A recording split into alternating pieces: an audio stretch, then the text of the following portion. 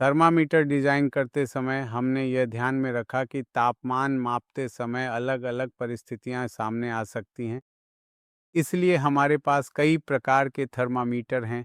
तरल, gas, resistance thermometer, thermocouple, pyrometer, cryometer और कई अन्य तापमान मापने वाले उपकरण जैसे कि रेडिएशन थर्मामीटर।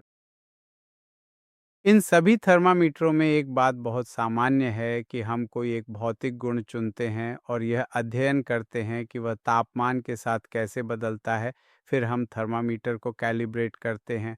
यहाँ हम पारे यानी लिक्विड थर्मामीटर की चर्चा करने जा रहे हैं। जब बात लिक्विड की आती है तो हम अधिकतर ट्यूब के अंदर पारे को ही प्राथमिकता देते हैं। पारे के कुछ विशेष गुण होते हैं, जैसे इसकी उच्च चालकता और थर्मल कंडक्टिविटी बहुत अधिक होती है। वास्तविक विस्तार गुणांक भी बहुत अधिक है। विशिष्ट ऊष्मा कम है और वाष्प दाब भी कम है। ये दीवार से नहीं चिपकता क्योंकि इसकी सतही तनाव बहुत अधिक होती है। और चूंकि यह एक चमकदार द्रव है, इसलिए पारे वाले थर्मामीटर की मदद से रीडिंग लेना बहुत आसान होता है। इसीलिए ये सबसे पसंदीदा द्रव है। इसकी सीमा -38 से 500 डिग्री सेल्सियस तक है। असल में पारे का क्वथनांक केवल 357 डिग्री है, लेकिन पारे के ऊपर कम दबाव पर नाइट्रोजन गैस भरकर हम इस थर्मामीटर की सीमा को बढ़ा सकते हैं। आप जानते हैं, जब द्रव की सतह के ऊपर दबाव बदलता है तो यह क्वथनांक को भी बदल देता है। फिर निचली सीमा को भी और नीचे तक बढ़ाया जा सकता है, जैसे टोल्यून, पेंटेन आदि विभिन्न द्रवों का उपयोग करके।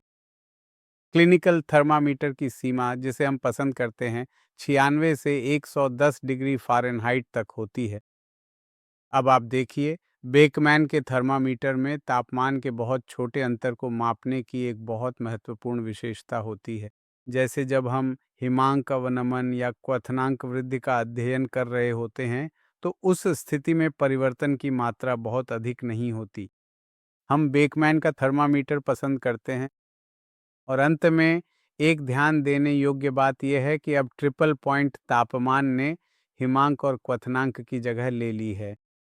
पानी का ट्रिपल पॉइंट तापमान वह तापमान है जिस पर बर्फ, वाष्प और जल तीनों एक साथ सह अस्तित्व में रहते हैं। तीनों अवस्थाएं इस तरह से एक दूसरे में मिल जाती हैं कि वे अलग अलग नहीं रहती।